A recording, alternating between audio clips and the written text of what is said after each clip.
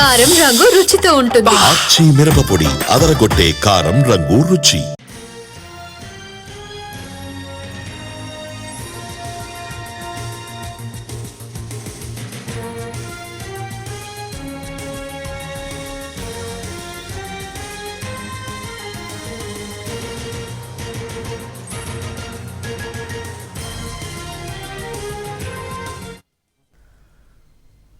AP ప్రభుత్వానికి AR head constable Madan Reddy సంచలన లేఖ రాశారు. సీఎం, డిప్యూటీ సీఎం, డీజీపీకి లేఖ రాశారు. 10 ఏళ్ల పాటు చెవిరెడ్డి దగ్గర గన్మెన్ గా పనిచేశానని, లిక్కర్ కేసులో తాము చెప్పినట్టు రాసి సంతకం చేయమని సిట్ అధికారులు ఒత్తిడి చేశారని లేఖలో పేర్కొన్నారు ఏఆర్ కానిస్టేబుల్ మదన్ రెడ్డి.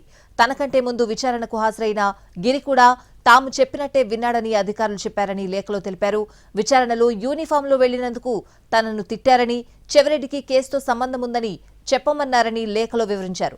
తప్పుడు స్టేట్మెంట్ ఇవ్వమని చెప్పినందుకు తనపై 10 మంది సిట్ అధికారులు దాడులు చేశారని, ఇకపై ఒంటరిగా సిట్ విచారణకు హాజరు కాలేనని ఆందోళన వ్యక్తం చేశారు ఏఆర్ కానిస్టేబుల్. ఇదే అంశంపై ఏపీ హైకోర్టులోనూ AR constable Madan Reddy petition దాఖలు చేశారు. సిట్ అధికారులు విచారణ పేరుతో బలవంతంగా స్టేట్మెంట్ తీసుకుంటున్నారని కోర్టులో పిటిషన్ వేశారు. భౌతిక దాడులకు పాల్పడే అవకాశం ఉందని, విచారణ పారదర్శకంగా జరిగేలా ఆదేశాలివ్వాలని హైకోర్టులో పిటిషన్ వేశారు. దీనిపై న్యాయస్థానం విచారణ చేపట్టనుంది. ఏపీ ప్రభుత్వానికి AR head constable Madan Reddy సంచలన లేఖ రాశారు. సీఎం, డిప్యూటీ సీఎం, డీజీపీకి లేఖ రాశారైనా ఇదే అంశానికి సంబంధించిన పూర్తి అప్డేట్స్ అడిగి తెలుసుకుందాం. మా ప్రతినిధి శ్రీకాంత్ లైవ్ లో సిద్ధంగా ఉన్నారు. శ్రీకాంత్, ఈ లేఖ పూర్తి సారాంశం ఏంటి? లిక్కర్ స్కామ్కు సంబంధించి విచారణలో భాగంగా తిరుపతిలో పనిచేస్తున్నటువంటి ఏఆర్ హెడ్ కానిస్టేబుల్ మదన్ రెడ్డిని సిట్ అధికారులు అయితే విచారణకు రమ్మని కోరటంతో ఆయన వచ్చారు.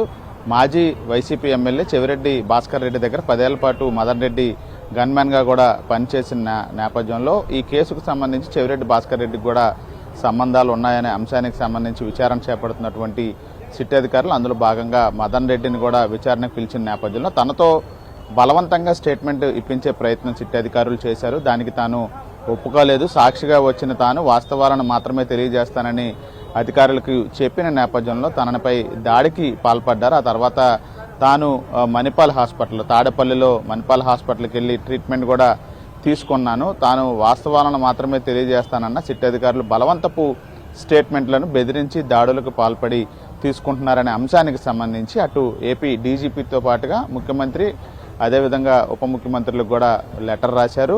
ఆ లెటర్లో ప్రధానంగా కూడా చెవిరెడ్డికి సంబంధం లేని అంశాలను సంబంధం ఉన్నట్టుగా, అంటే ఆ లిక్కర్ స్కామ్లో వచ్చిన డబ్బు 200 నుంచి 250 కోట్లు చెవిరెడ్డి ద్వారా ఇచ్చినట్టుగా ఆ స్టేట్మెంట్ ఇవ్వాలని సిట్ అధికారులు బలవంత పెట్టి దాడులకు పాల్పడుతున్నారనే విషయాన్ని అటు పోలీసు శాఖ ఉన్నతాధికారి డీజీపీతో పాటుగా ముఖ్యమంత్రికి కూడా లెటర్లు కూడా రాసిన పరిస్థితి కూడా ఉంది. తాను విచారణకి హాజరవటానికి సిద్ధంగా ఉన్నాను, కానీ ఒంటరిగా వెళ్తే దాడులకు పాల్పడే అవకాశం ఉంది కాబట్టి అలాంటి పరిస్థితి లేకుండా చేయాలని డీజీపీని కూడా కోరారు. మరోవైపు ఇదే అంశానికి సంబంధించి కూడా ఏపీ హైకోర్టులో మదన్ రెడ్డి పిటిషన్ దాఖలు చేశారు.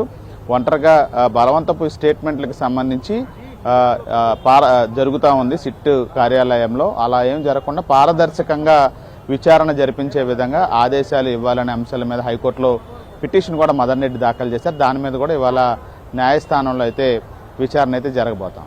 Right Srikanth, thanks for the updates.